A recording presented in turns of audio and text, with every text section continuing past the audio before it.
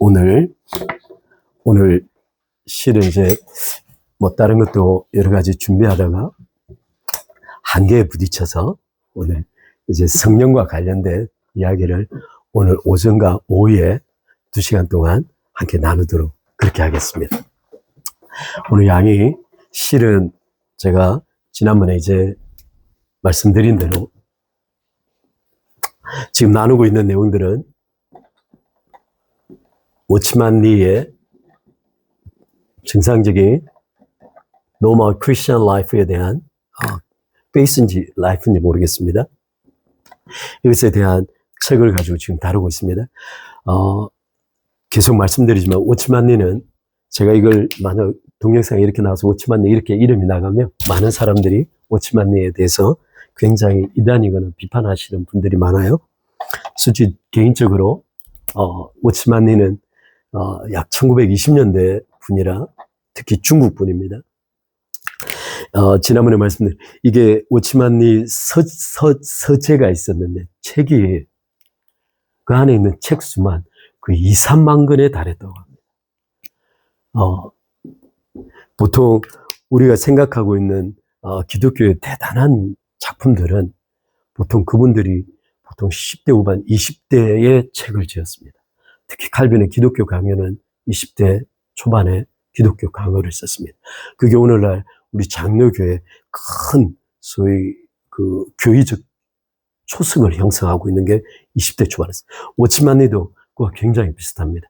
젊었을 때 이미 헬라어 원어들이나 히브리 원어를 탐독해서 그에 대한 책을 굉장히 많이 썼습니다. 따라서 그분이 가지고 있는 관점의 특별하고 독특함은 이런 차이를 가지고 있습니다. 제가 가령 예를 들면 우리 모 형제가 있죠.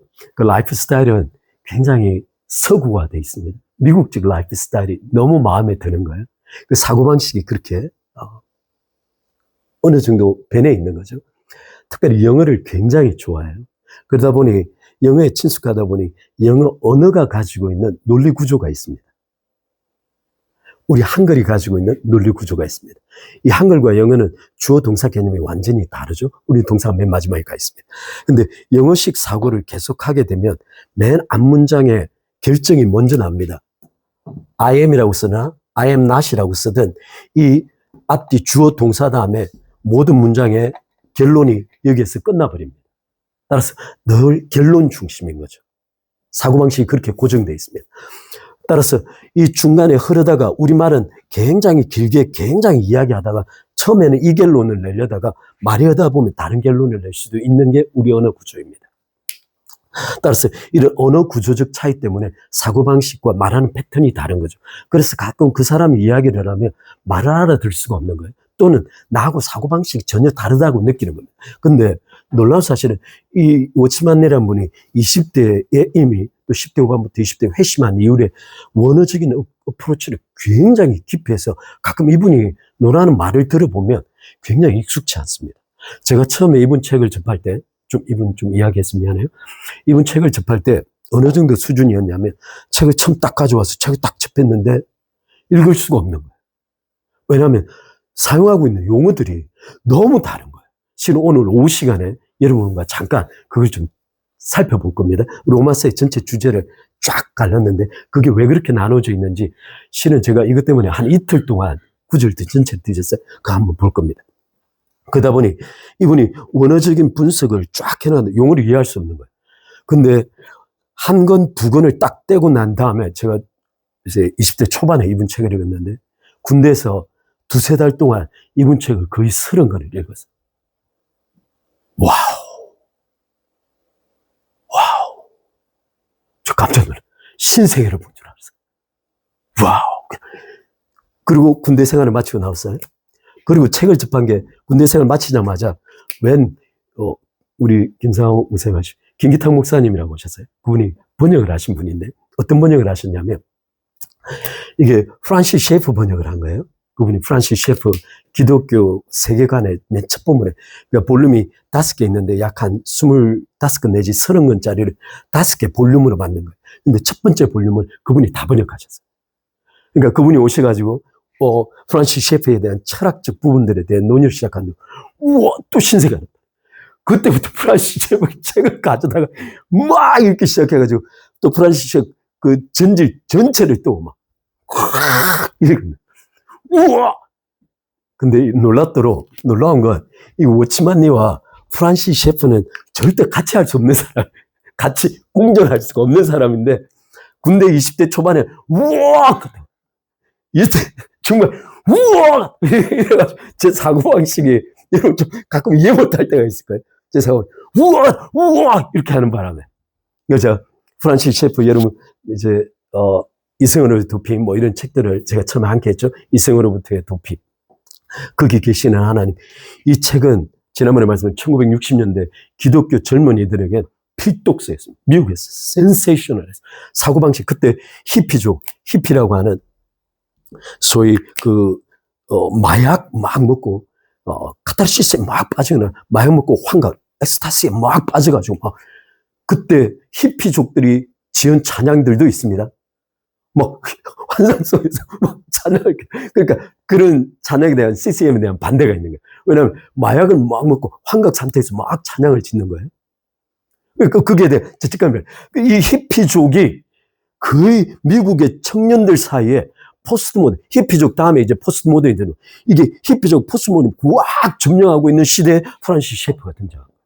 그러면서 성경적인 세계관을 어떻게 가질 것인가에 대한 히피족이 가지고 있는 그 사상적 근거와 포스트 모더니즘이 가지고 있는 사상적 근거를 철학적으로 파헤친 거예요. 그러면서 이게 센세이셔널했어요. 오늘 제가 영어도 안 들어가는데 어찌됐든 제가 이렇게 말씀드린 건 비록 이분 말씀이지만 전체 정리해서 여러분과 함께 나누겠습니다.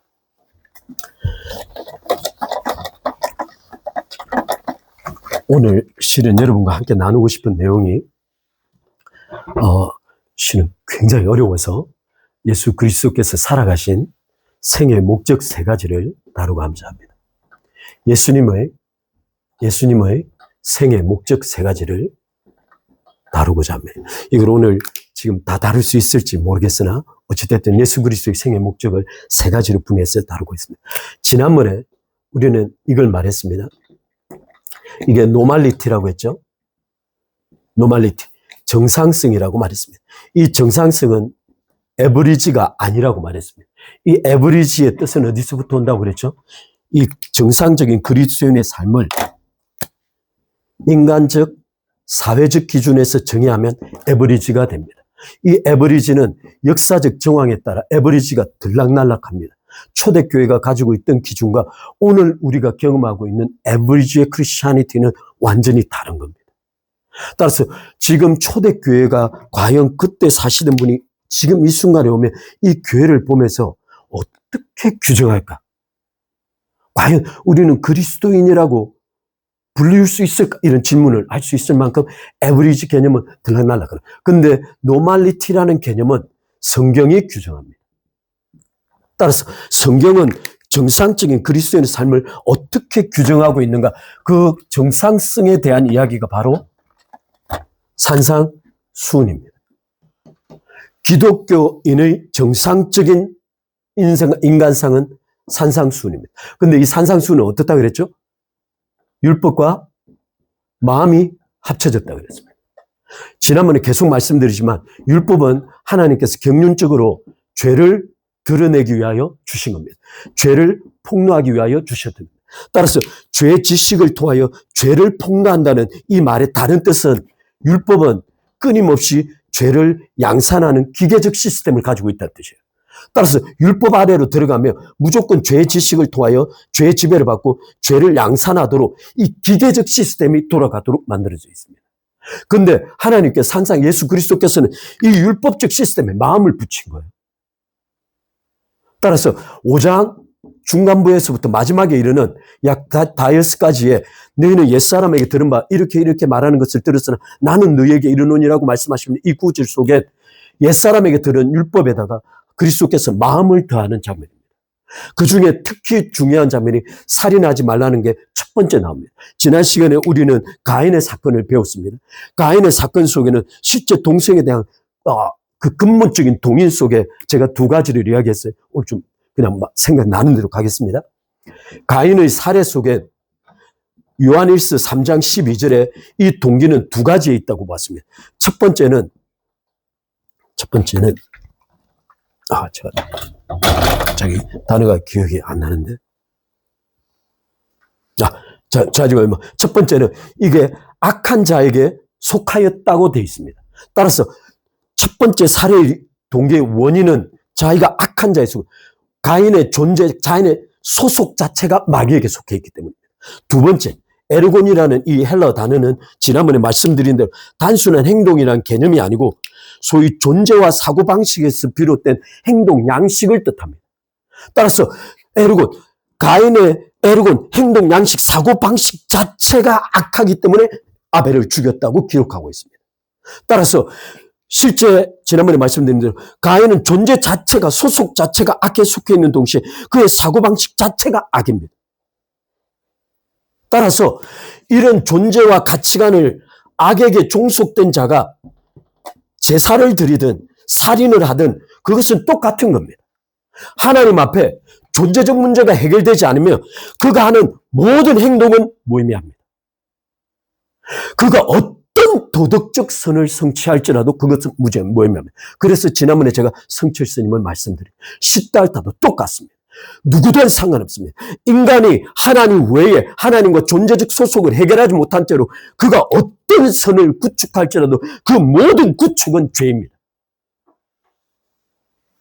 그런데 이 가인이 아벨을 죽이게 된 가장 직접적인 배경은 바로 시기에 의한 분노입니다. 시기에 의한 분노입니다. 그래서 마태복음 5장에 살인하지 말라라는 것을 너희가 들어 난 너희가 형제에게 분노하는 자마다 노하는 자마다 이 노가 구체적인 디그리 정도 표시가 안 되는 거예요. 형제에 대한 노는 내 마음속에 자리 잡고 있는 거예요. 따라서 하나님 그리스도께서는 형제를 살인하는 구체적인 행동을 죄로 규정하는 데서 형제에게 대하여 내가 가진 마음과 생각의 자세를 죄로 끌어들인 거예요. 따라서 산상수훈을 딱 대면하는 순간 인간은 뒤로 빠져야 합니다. 인간이 개입할 여지가 없어지는 거예요. 심지어 이 마음에 대하여 예레미야 17장 이렇게 말합니다. 그냥 찾지 않으셔요. 제가 17장 이렇게 말합니다. 유다의 죄는 금강석 끝 철필로 기록되어 있다고 했습니다. 유다의 죄가 예루살렘의 멸망을 예언하던 예레미야가 유다의 죄를 지적하면서 유다의 죄는 금강석의 끝 철필로, 이 금강석이 다이아몬드입니다. 금강석과 끝 철필로 기록되어 그들의 만판과 그들의 단뿔에 새겨져 있다고 말하고 있습니다. 바꿔 말하면 유다의 죄는 그 마음에 다이아몬드와 쇠 아이런 핀으로 그려져 있다는 거예요. 따라서 유다의 근본적인 죄는 존재의 문제인 거예요. 예레미야는 이미 유다의 죄가 회복될 수 없는 상태라고 말하고 있는 거예요. 그런데 이 똑같은 말을 지난번에 신명기 29장 4절에 말했죠. 하나님께서 그들에게 깨닫는 마음을 주지 아니하셨다. 듣는 귀, 보는 눈을 주지 아니하셨다. 따라서 율법 자체가 폐기될 수밖에 없는 근본적인 요인, 율법 자체가 성취되거나 실패할 수밖에 없는 근본적인 요인, 하나님께서 애당초 그렇게 결정해 두셨기 때문에. 17장 9절에 이렇게 말해요. 만물보다 거짓되고, 거짓은 이게 아코보라는 단어인데 이 deceitful, 속인다는 뜻입니다. 심히 부패했다는 것은 어떤 뜻이냐면 desperately sick입니다. desperately 이게 절망적일 만큼 sick, 아프거나 weak, 악하다는 겁니다. 이것을 NIV나 다른 성경 인큐로 치유할 수 없는 게 사람의 마음이라는 거예요. 따라서 예레미야 17장은 인간에게 대하여 존재 자체가 마음에서부터 악이라는 거예요. 그런 인간에게 예수님께서 지금 산상수훈을 선포하신 겁니다. 그죠? 예수 그리스도는 이 산상수훈을 모든 그리스도인들의 정상성이라고 규정하신 거예요. 그렇다면 이유가 있어야 합니다. 자, 산상수훈 따라서 유일한 그리스도인의 노말리티, 정상성에 이것을 살아내신 분이 딱 한 분이었어요. 누구시죠? 예수 그리스도이십니다. 그렇다면 바로 여기에 비밀이 있습니다. 오직 예수 그리스도만이 이 산상수훈을 완벽하게 구현해 내셨습니다. 여기에 한 가지 생각에 문제가 있는데 하나님이시니까 가능하다라고 생각하는 겁니다. 지금부터 이 문제들에 대하여 하나하나 찾아보기로 하겠습니다. 좀 살펴보도록 하겠습니다.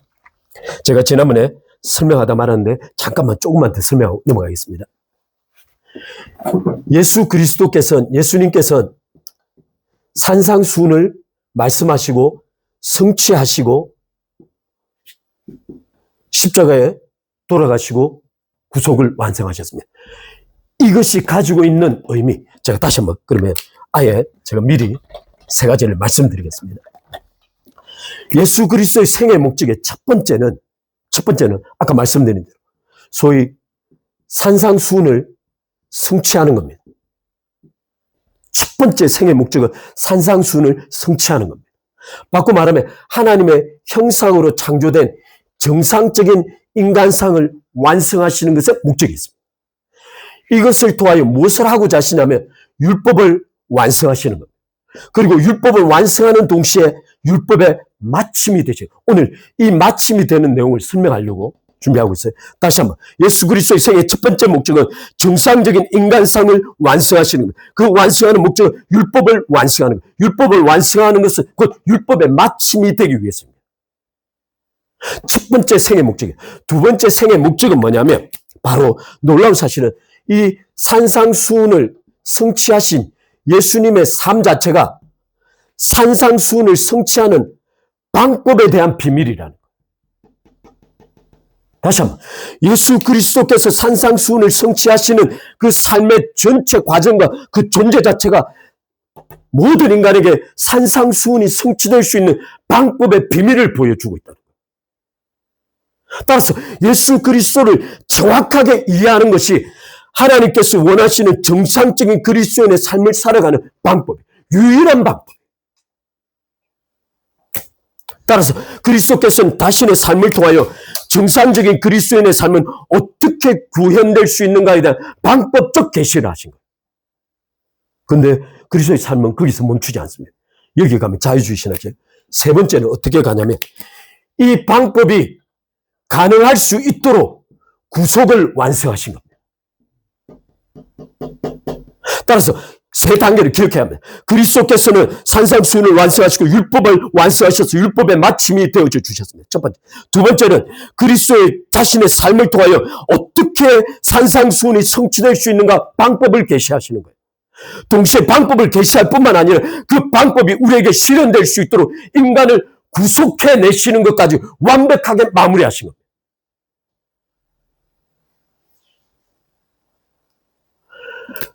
바울이 말하는 이 정상성, 갈라디아서 2장 19절로부터 21절의 이 내용은 무엇이냐면 바로 이것을 끌어온 겁니다. 그렇다면 그리스도께서 과연 구속하셔서 우리에게 주신 삶의 방식과 방법이 무엇인가를 말해주는 것이 바로 바울입니다. 따라서 바울과 예수님은 서로 다른 복음을 전하는 게 아니에요. 같은 복음이에요. 오늘 첫 번째 문제를 다뤄보도록 하겠습니다. 오늘 이걸 준비하다가 얼마나 로드 존스 목사님 책부터 시작해가지고 얼마나 쳐다봐도 너무 어려운 거예요. 오늘 같이 말씀 읽어보겠습니다. 로마서 10장 2절로 6절 말씀입니다. 로마서 10장 2절로 6절 말씀입니다.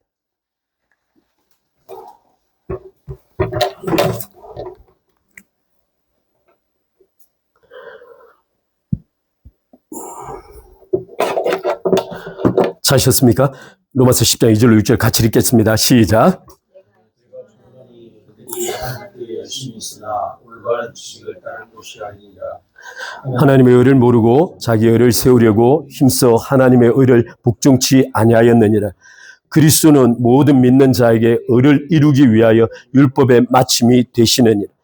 모세가 기록하되 율법으로 마음을 의를 행하는 사람은 그 의로 살리라 하였거니와 믿음으로 말미암는 의는 이같이 말하되 내 마음에 누가 하늘에 올라가겠느냐 하지 말라 하니 올라가겠느냐 하면 그리스도를 모셔 내리려는 것이요.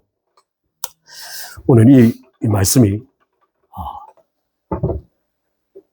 생각보다 좀 복잡해서 한번 차례차례 좀 쳐다보겠습니다. 자, 아까 예수 그리스도의 생애의 첫 번째 목적은 산상수훈을 성취하시는 것입니다.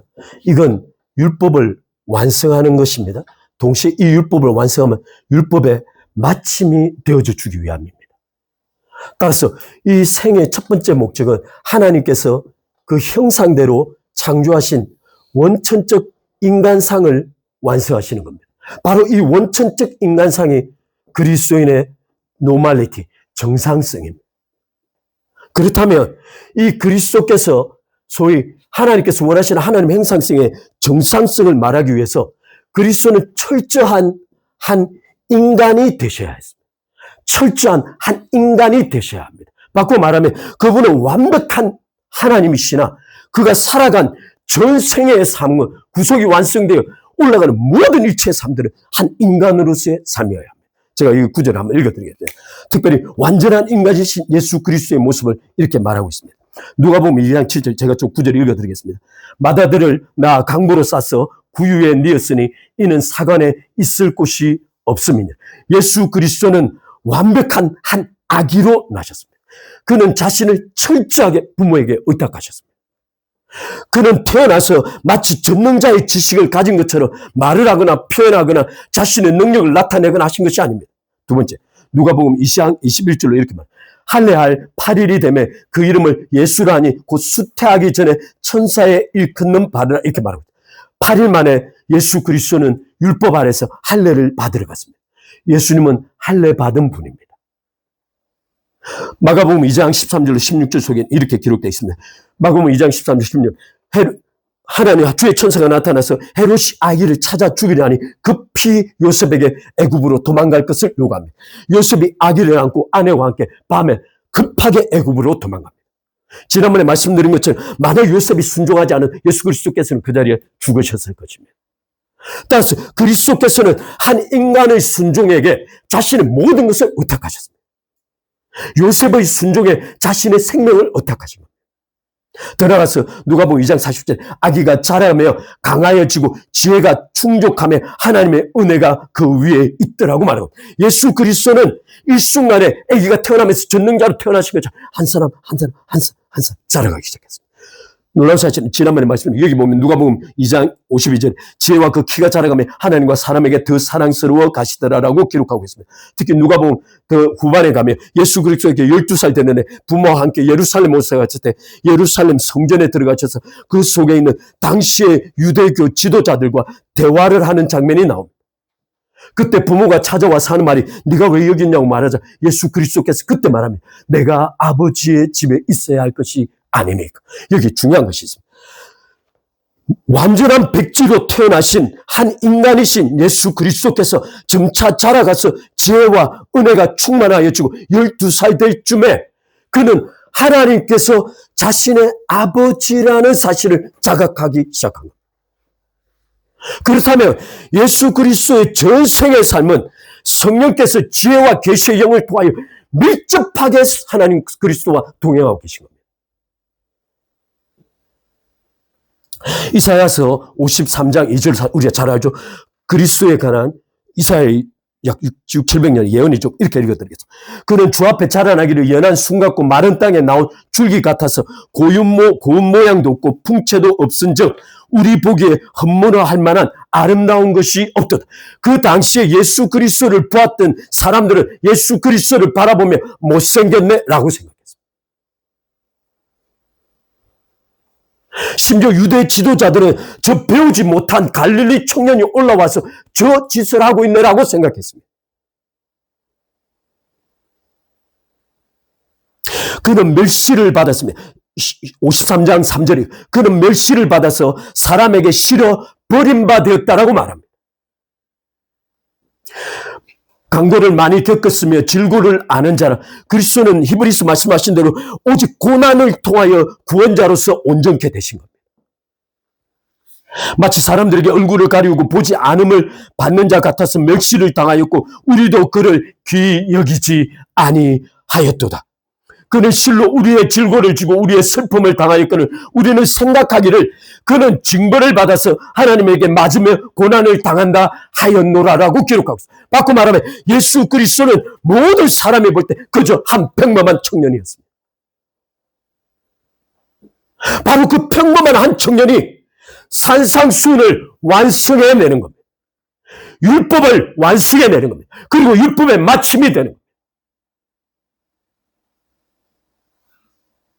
따라서 예수 그리스도께서 마태복음서 전체를 통하여 나를 본 자는 아버지를 보았다라고 말할 때 그때 예수 그리스도는 자신이 가지고 있는 신성을 말하는 것이 아닙니다. 인성을 통하여 완벽하게 표현되고 있는 아버지를 말하고 있는 겁니다.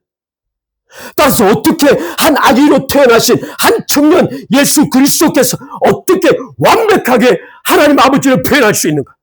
어떻게 산상수를 완벽하게 성취할 수 있는가? 어떻게 구약에 자신에게 기록된 관하에 기록된 모든 것을 퍼펙트하게 성취할 수 있는가? 바로 그것이 두 번째로 가는 비밀입니다. 바로 그리스도는 산상수훈이 완성되는 방법의 비밀을 우리에게 말해주고 있는 겁니다.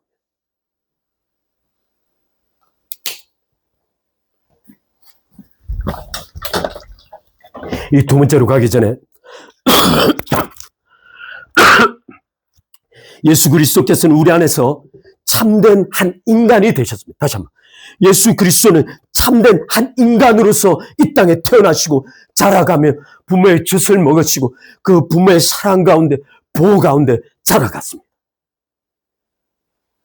그리고 그분은 산상수훈을 성취한 유일한 인간이 되셨습니다. 하나님께서 작정하고 정상적인 저 인간성을 완벽하게 보여주신 것입니다. 그리고 예수 그리스도는 율법을 완성하시고 율법의 마침이 되셨습니다. 로마서 아까 제가 읽어드린 대로 10장 3절로 6절 제가 다시 한번 하나님의 의를 모르고 여기에 좀 모르고에 동그라미 치셔야 합니다. 모르고 자기 의를 세우려고 힘써 하나님의 의를 복종치 아니하였다고 동그라미 쳐야 합니다. 그 다음에 4절 말씀이 핵심입니다. 그리스도는 모든 믿는 자에게 의를 이루기 위하여 율법의 마침이 되셨느니라. 잠깐만요.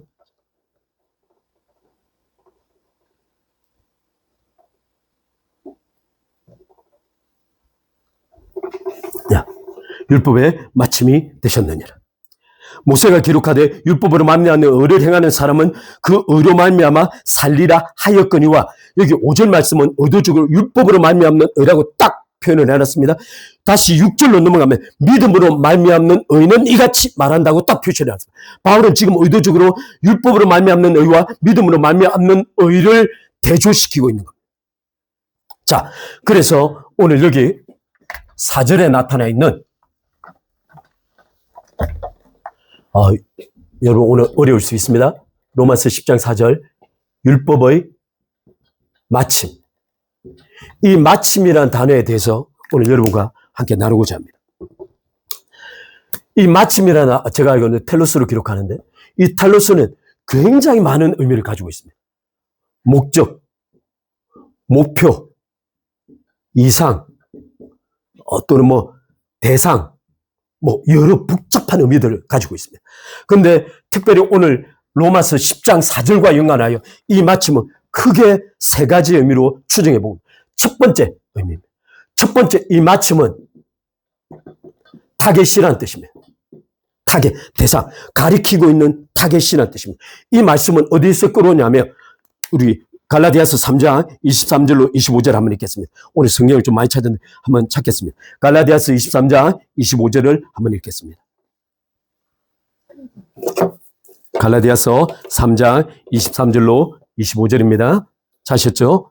제가 읽겠습니다. 믿음이 오기 전에 우리가 율법 아래 매인받고 계시될 믿음의 때까지 갇혔느니라. 여기 동사들인데 오기 전에 때까지 갇혔느니라. 이런 것에 동그라미 치셔야 합니다. 이같이 율법이 우리를 그리스도에게로 인도하는 몽학 선생이 되어 우리로 하여금 믿음으로 말미암아 어렵다 함을 얻게 하려 함이니라. 믿음이 온 후로는, 여기 온 후로는 됐어. 23절에 오기 전에, 25절에 온 후로는 우리가 몽학 선생 곧 율법 아래 있지 아니하도다라고 바울이 기록하고 있습니다. 따라서 이 구절은 바울이 율법에 대하여 정확하게 규정하고 있습니다. 여러분 한 가지 물어보죠.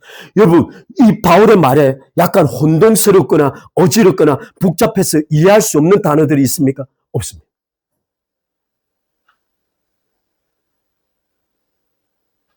근데 이 구절을 굉장히 어려워하는 사람들이 있습니다. 보통 신학자들이에요. 이 바울은 이 구절에서 율법에 대하여 혼동할 수 없을 만큼 분명하게 말하고 있습니다. 첫 번째입니다. 믿음과 율법과 첫 번째, 율법은 믿음, 율법은 은혜와 공존할 수 없습니다. 다시 한번, 율법은 믿음과 은혜와 공존할 수 없습니다. 믿음이 오기 전에 우리는 율법 안에 갇혔습니다. 율법은 바로 믿음이 오기 전에 모든 인간, 모든 세상 사람들을 죄 아래 가두기 위하여 주어졌습니다. 따라서 율법은 자신의 역할을 끝까지 충실하게 감당해냈습니다. 유대인들은 율법이 가지고 있는 근본적 목적을 자신의 온 민족적 열정으로 입증해 주었습니다. 그러나 이 율법의 때는 바울이 정확하게 말하기를 믿음이 오기 전까지입니다. 따라서 25절 말씀, 믿음이 온 후로는 더 이상 우리가 율법 아래 있지 않다고. 따라서 믿음이 온 후에도 여전히 율법 아래에서 구원을 생각한다면 그 사고방식 자체가 지금 그리스도를 부인하는 거예요. 바울은 여기서 혼동될 수 있는 단어를 사용하지 않고 있습니다. 따라서 율법과 믿음은 시간적으로 겹칠 수 없습니다. 이 두 가지는 마치 인간 안에 선악을 아는 지식과 생명이 동시에 공존할 수 없는 것과 같습니다. 인간이 선악을 아는 지식을 취하는 순간 생명나무는 완전히 제거됩니다. 이것이 바로 생명나무가 믿음입니다. 선악을 아는 지식이 바로 율법입니다. 바로 생명나무와 선악을 아는 지식이 인간에게 공존할 수 없게 하나님께서 둘을 분리시키셨습니다. 왜냐하면 선악을 아는 지식은 하나님의 초월적 성격을 보여주기 때문입니다. 그래서 금지하신 겁니다. 이 생명나무는 인간 안에 만물 안에 하나님께서 함께 하시고자 하신 내재적 의지를 상징합니다. 따라서 이 둘은 인간 안에 피조물 안에 공존할 수 없습니다. 원천적으로 선악을 아는 지식은 피조물 안에 들어올 수 없습니다. 율법이 이와 똑같습니다. 율법을 행할 수 있는 인간 자체가 존재하지 않습니다.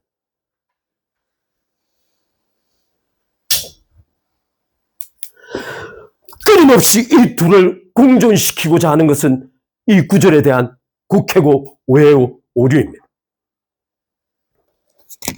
두 번째입니다.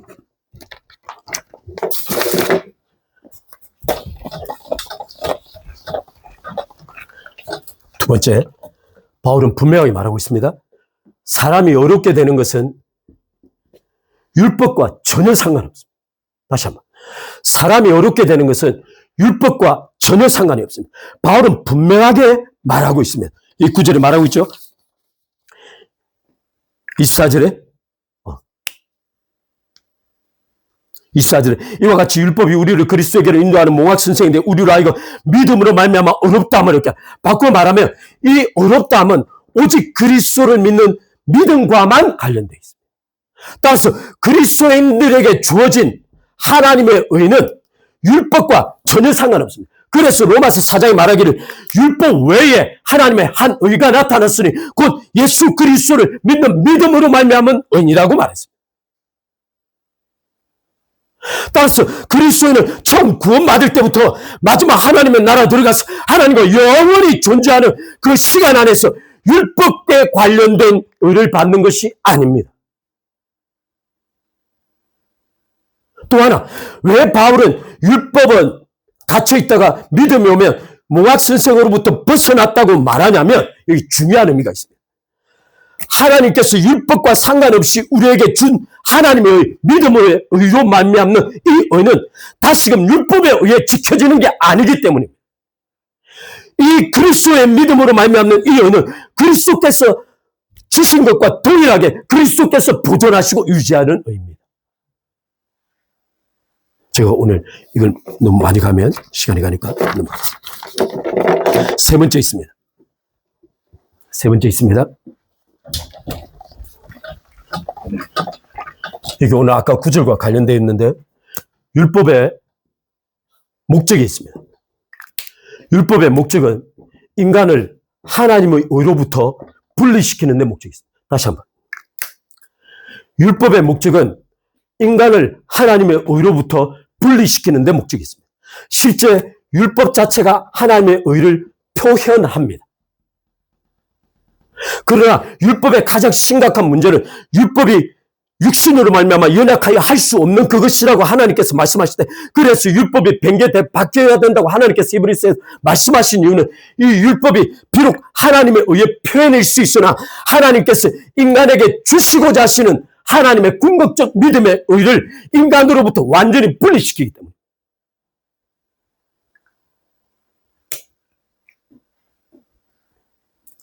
따라서 율법을 하나님의 우리에게 주어지는 하나님의 의와 연계시키는 전체가 오류입니다.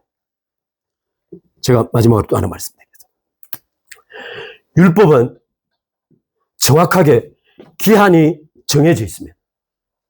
율법은 존재하는 기한이 하나님에 의해서 결정되어 있습니다. 정확하게 바울은 믿음의 때까지 갇혔다고 그랬습니다. 그리스도께서 오신 이후로 더 이상 우리는 율법 아래 있지 않습니다. 따라서 하나님께서 주권적으로 직접 결정하신 율법의 때가 정해져 있는 것.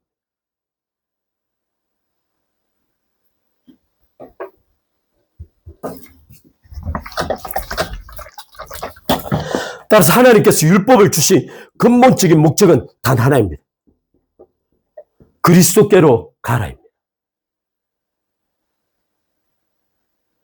율법이 주어진 목적은 이 마침이라는 단어가 타켓으로 이해될 수 있는 건 바로 율법은 끊임없이 그리스도께로 가라입니다. 이게 율법의 첫 번째입니다. 마침의 첫 번째입니다. 두 번째입니다. 오늘 마침의 두 번째 의미를 살펴보겠습니다. 마침의 두 번째 의미는 완성하는 겁니다. 제가 한 가지 질문하겠습니다. 그리스도께서 율법을 완성하는 것이 왜 중요할까요?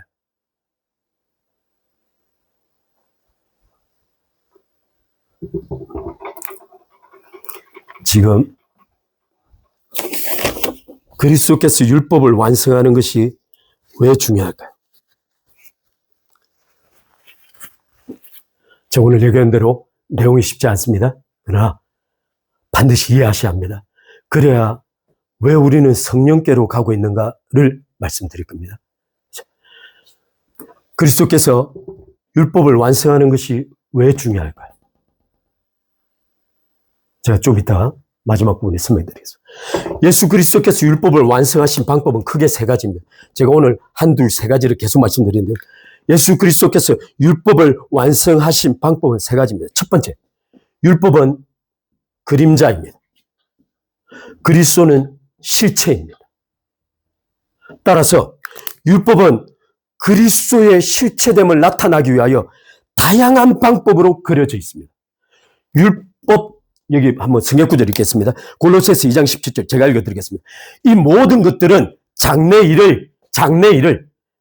미래 일을 그림자이나 몸은 이 substance, 본체, 실체는 그리스도의 것이니라고 기록하고 있습니다. 히브리서 10장 1절에 이렇게 율법은 장차 오는 좋은 일의 그림자이나 참 형상이 아니라는 겁니다.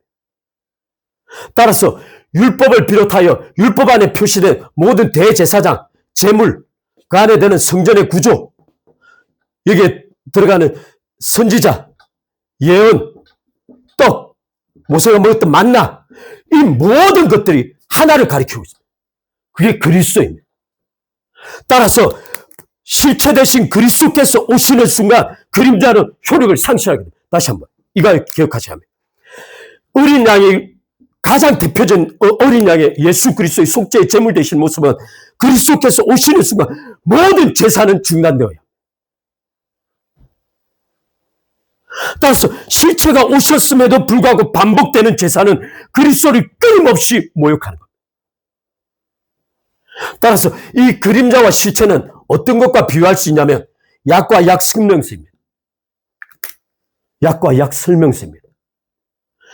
구약의 사람들은 이 구약, 율법, 그림자를 바라보면서 약 설명서를 바라보면서 놀란 겁니다. 우와! 하나님께서 인간을 이렇게 하신다고? 라고 이해했습니다.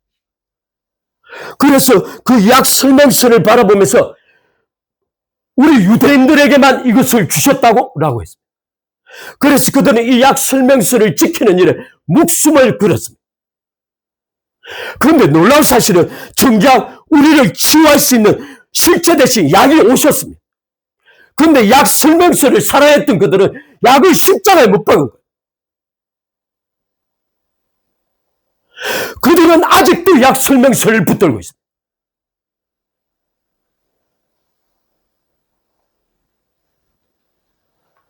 따라서 그리스도는 그림자 대신 모든 구약의 예언적 요소들에 대한 완벽한 실체입니다. 두 번째 있습니다.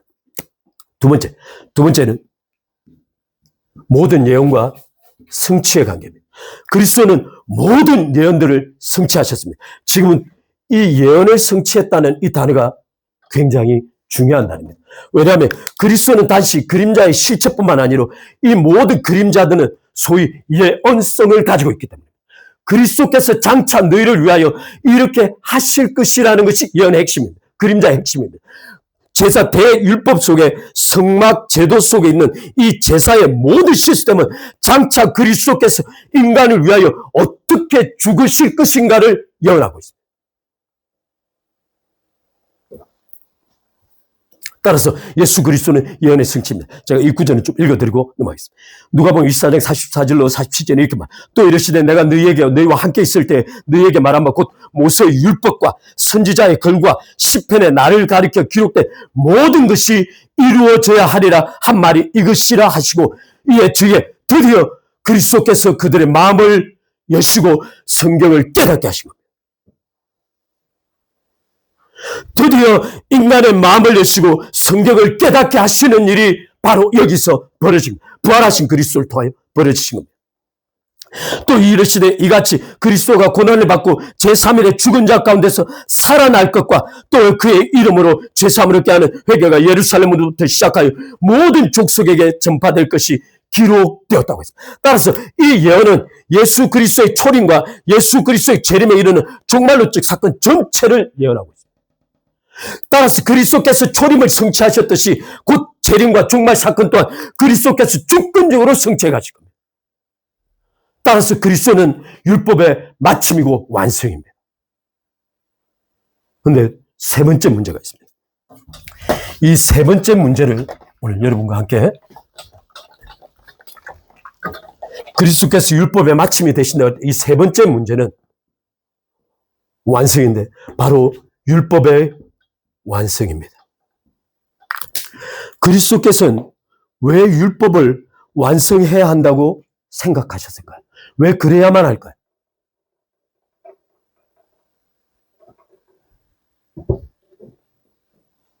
제가 오늘 여러 가지를 써왔는데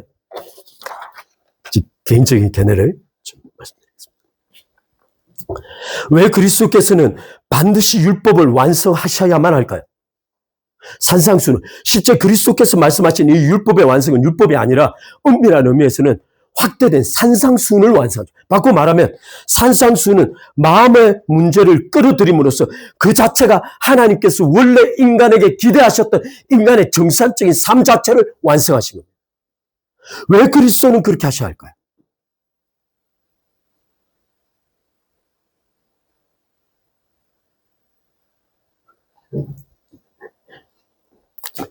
이것을 아셔야만 제가 율법 폐기론에 대한 여러 가지 이야기를 줍니다. 율법 폐기론, 수많은 주장들이 있습니다. 다 거짓말입니다. 이건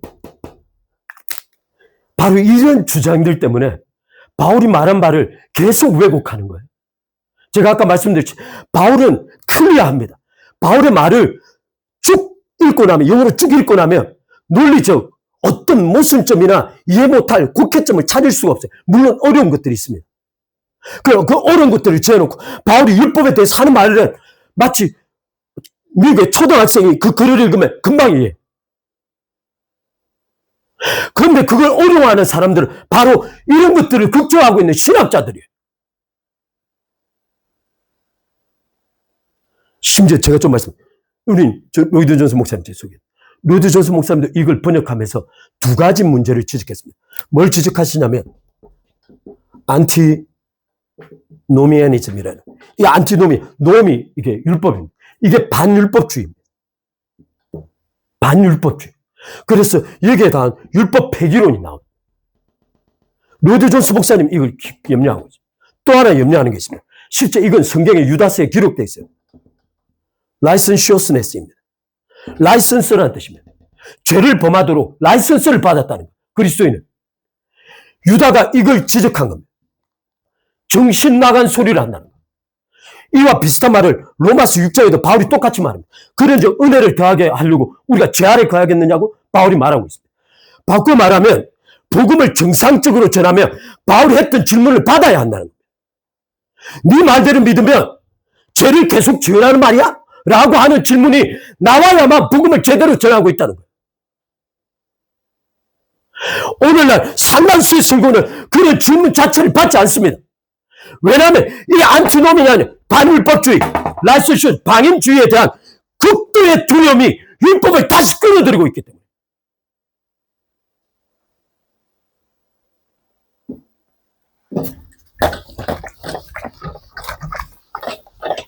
그리스도께서 율법을 완성하여 하시는 이유는 그리스도의 대표성 때문입니다. 그리스도께서는 우리는 철저하게 율법 아래 갇혀 있습니다. 이 안에서 온갖 죄와 저주와 사망과 죽음의 냄새 속에 우리는 갇혀 있습니다. 그런데 그리스도께서 어디로 들어오시냐면 율법 안으로 들어오신 거예요. 그렇다면 이 율법 안에 들어오신 그리스도께서 여기에 문을 만들어내셔야 합니다. 그래서 로마서 5장 12절로부터 21절까지 그리스도의 한 의로운 행위로 말미암아 많은 사람들이 의에 이르게 됐다는 겁니다. 따라서 그리스도께서 율법을 완성하신 근본적 의도는 이 율법의 완성을 통하여 율법으로 벗어날 수 있는 문을 열기 위해서입니다.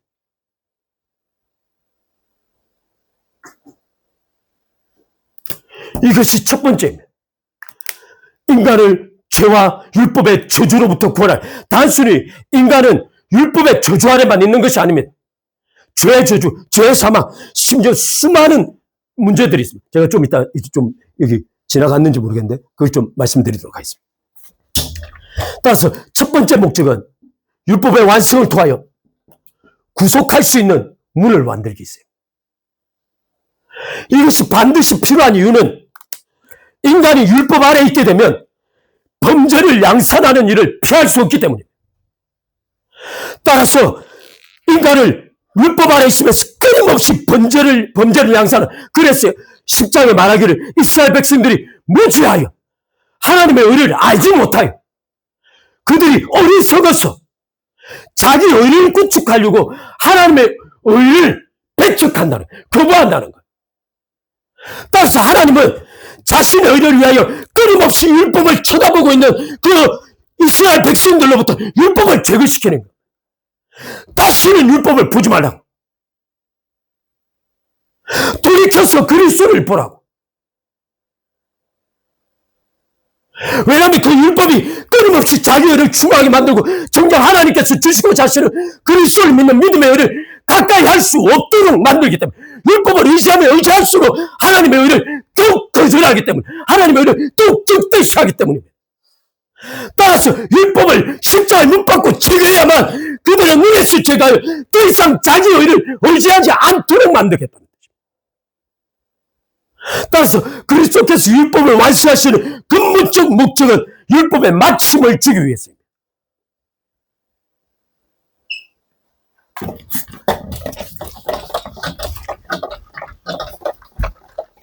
제가 여기 아까 두 가지 말씀. 안티노미아니즘. 이게 반율법주의. 또 라이센시어스네스. 이게 방임주의. 이 말들이 기독교로 들어오면서 계속 율법을 끌어들이니 이 문제가 얼마나 어리석은지를 제가 함께 같이 보겠습니다. 레위기 예레미야서 한번 보겠습니다. 예레미야서 31장 33절입니다. 예레미야서 31장 33절입니다. 33절, 34절 이렇게 기록하고 있습니다. 여러분 알다시피 예레미야서 31장 31절로 34절까지는 새 언약을 말한 구절입니다. 기억하시죠? 새 언약의 핵심은 바로 성령이십니다. 그런데 이 성령을 예레미야는 이렇게 말하고 있습니다. 33절에 그러나 그날 후에 성경은 정확하면 시점이 정확하면 그날 후에 그날은 언약을 깨뜨렸습니다. 새 언약을 만들 그때에 새 언약을 만든 그날 후에 내가 이스라엘 집과 맺을 언약을 이러하니 곧 내가 나의 법을 무엇을? 나의 법을 어디에 둔다고? 마음에 두고 그들의 속에 두며 마음에 기록하는 겁니다. 그들의 속에 두고 이 속이라는 단어가 우리는 보통 일반적으로 영적으로 해석했는데 이 속이라는 단어는 단순히 영을 직접적으로 가리키는 거 가지고 인간의 존재 이면 뿌리 속에 넣는다는 뜻입니다. 따라서 새 언약의 가장 본질적인 성령 하나님의 첫 번째 특징은 하나님의 법이라는 거예요. 바꿔 말하면 하나님께서 돌멩이 위에 법을 새겨서 돌판 위에 법을 새겨서 이스라엘 백성들을 주는 시스템을 폐기하고 하나님 자신의 법, 여기 중요합니다. 율법을 마음에 새기는 게 아니에요. 율법에 마음에 새기는 게 아니에요. 하나님은 자신의 법 자체를 인간의 마음에 새기겠다는 거예요. 따라서 성령은 단순히 한 인격적으로 또는 능력과 파워로 와 있는 것이 아니고 하나님의 법 자체로 우리 안에 들어와 계신 거예요. 따라서 율법의 수준이 아니라 하나님의 존재 자체가 우리 안에 들어와서 그것이 법으로 실현되는 겁니다. 따라서 율법을 의지하여 자기의 의를 구축하고 그것으로 하나님의 의를 완성하고 할 수 있다고 이 생각을 가지고 있다면 하나님께서 얼마나 어리석은 겁니까? 그것을 할 수 없기에 하나님께서는 바로 당신의 법 자체를 인간 안에 넣어야겠다고 하나님이 생각하신 거예요.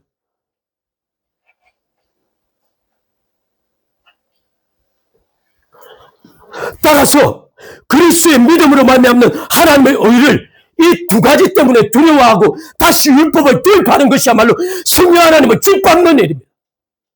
다시금 하나님 법 자체를 놔두고 또다시 율법의 어리석은 돌덩이로 돌아가는 일이에요.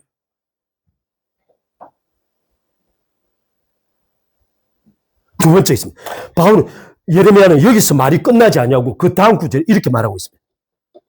마음에 겨루고 나는 그들의 하나님이 되고 그들은 내 백성이 될 것이라고 말하고 있습니다. 그 다음 구절 그들이 다시는 각기 이웃 형제를 가리켜 말하기를 너는 여호와를 알라 하지 아니하리니 이는 작은 자부터 큰 자까지 다 나를 알기 때문이네.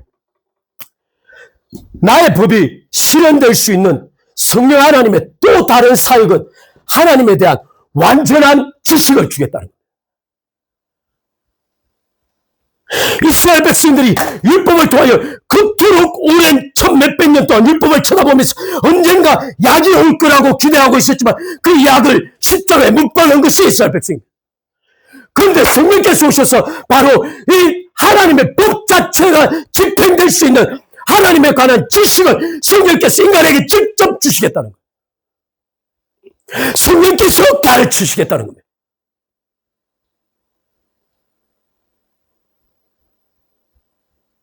그런데 우리는 끊임없이 성령께 돌아가는 일을 두려워하게 만듭니다.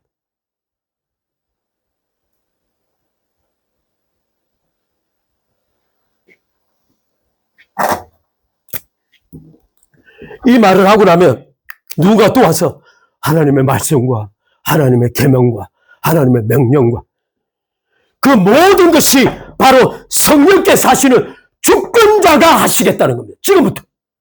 너에게 맡기지 않겠다는 거예요.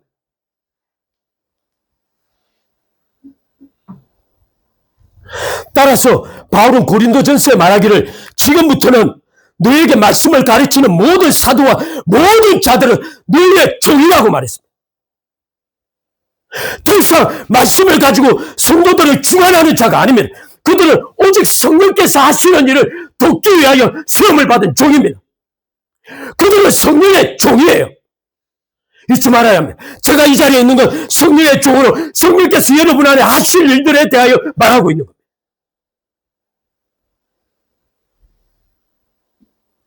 바로 이것이 가능케 되기 위하여 율법의 마침이 와야 합니다. 제가 오늘 그것까지 한번 말씀드리겠습니다. 이거 오늘 시간이 가지만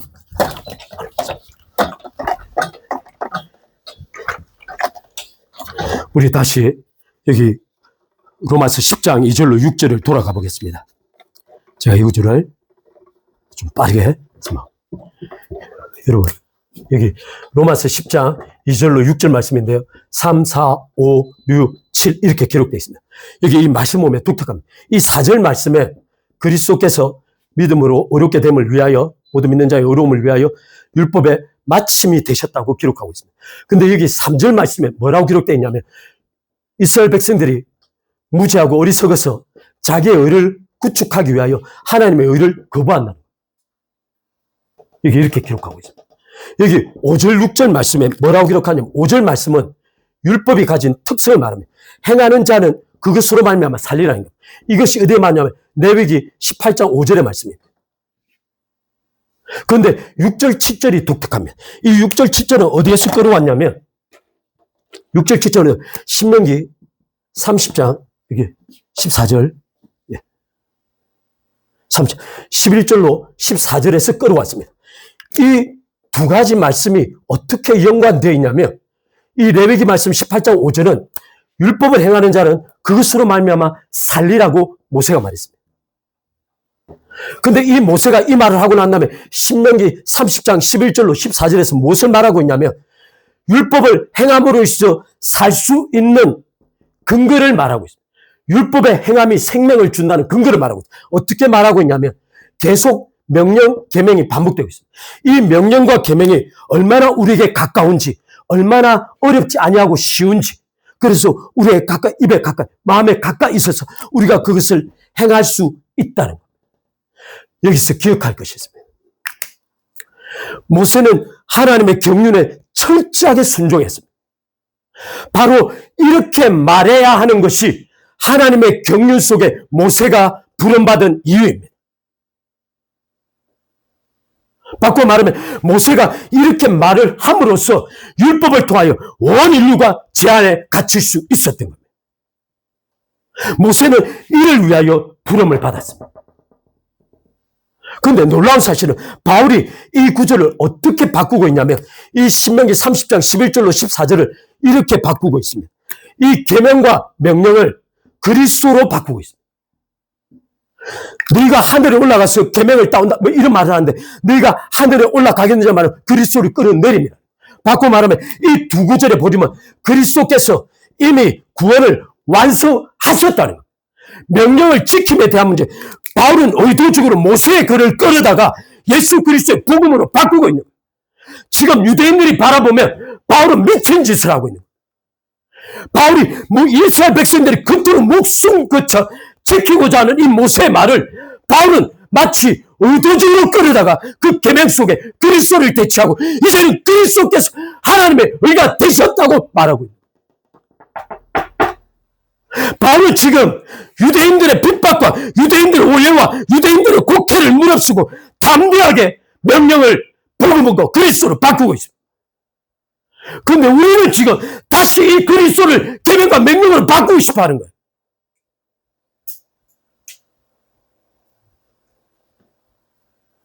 그럴 수 없습니다. 따라서 바울은 이 두 가지를 통하여 무엇을 말하는 율법의 완성은 더 이상 우리가 율법을 지켜야 함에 대한 문제가 아니고 바로 율법은 더 이상 구원의 도구로서 종료되었다고 말하고 싶어요. 계명은 그리스도로 대치되었다는 겁니다.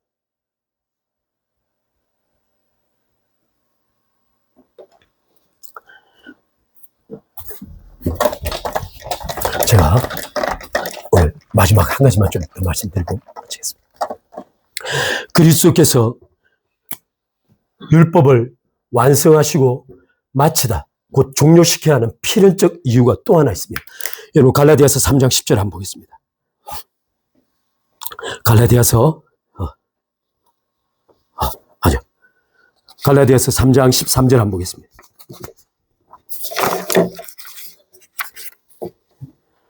갈라디아서 13장 13절 제가 읽겠습니다. 그리스도께서 우리를 위하여 저주받은 바 되사 율법의 저주에서 우리를 속량하셨으니 기록된 바 나무에 달린 자마다 저주 아래 있는 자라 하였음이니라. 따라서 그리스도는 우리를 율법의 저주 아래서 끄집어내고자 하신 겁니다. 그 다음 로마서 4장 13절 한번 보겠습니다. 이게 굉장히 핵심적인 말입니다. 로마서 4장 13절 16절입니다. 반드시 여러분 기억하셔야 합니다.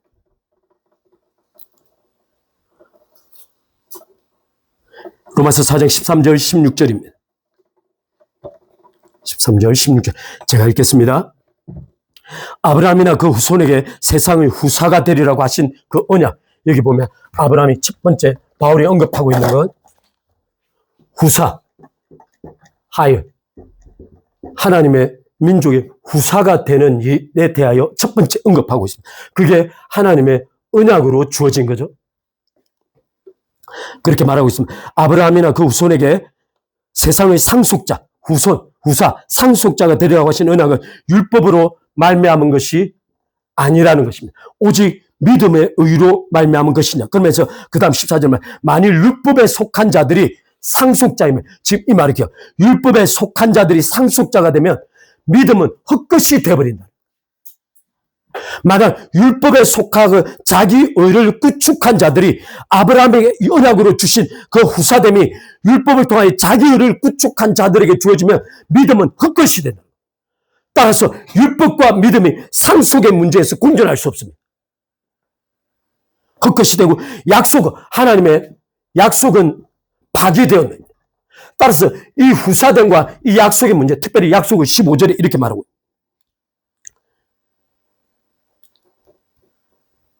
15절에 여기 율법으로 되지 아니하는 이유를 15절에 말하고 있습니다. 율법은 진노를 이루나니 율법이 없는 곳에는 범법도 없느냐.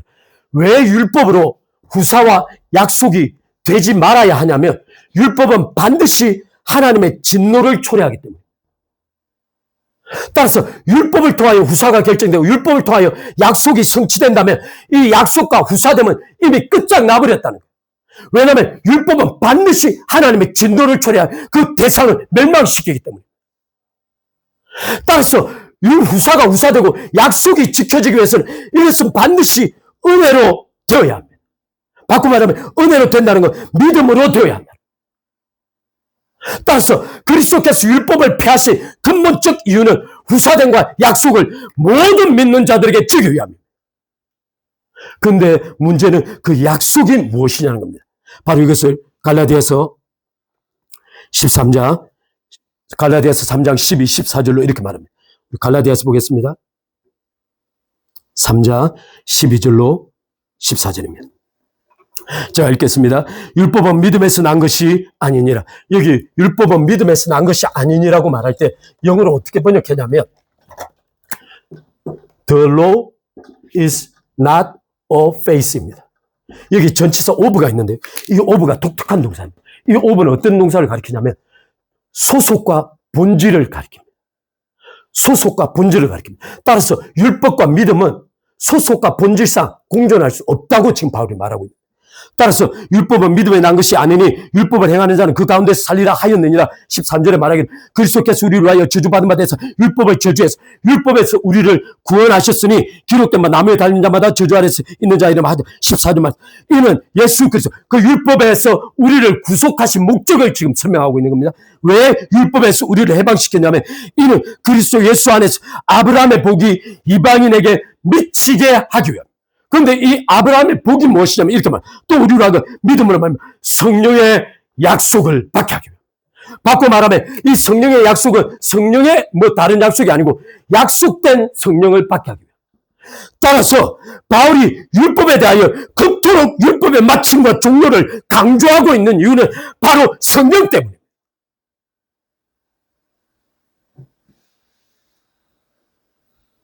따라서 율법을 통하여 자기 의를 구축하는 모든 시도는 성령과 반대편에 서 있는 거예요.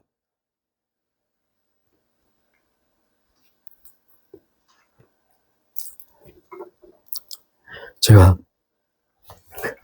여기서 더하면 여러분이 맥다운 될 것 같아서 오늘 말씀 잠깐 정리만 하고 마치겠습니다. 예수 그리스도의 생애의 목적은 세 가지 있다고 그랬습니다. 첫 번째가 뭐라 했죠? 율법을 완성하는 겁니다. 그러면서 마침이 되시는 겁니다. 이건 정상적인 인간성을 완성하는 겁니다. 두 번째, 이 산상수훈 율법이 완성되어지는 원리, 방법을 계시하시는 겁니다. 계시하시는 겁니다. 다음 시간에 제가 이걸 다룰 겁니다. 방법을 계시하는 겁니다. 근데 그것뿐만 아니고 이 방법과 원리가 우리에게 적용되기 위하여 구속을 완성하시는 겁니다. 이 구속에 기반하여 원리와 방법이 세워집니다. 이것을 통하여 산상수훈이 성취되는 정상적인 삶으로 갑니다. 이 세 가지를 꼭 기억하십시오. 오늘 율법의 마침에 대하여 여러분과 살펴보았으나 좀 더 복잡한 일들이 많아 그러나 여기에서 마치도록 하겠습니다. 기도하겠습니다.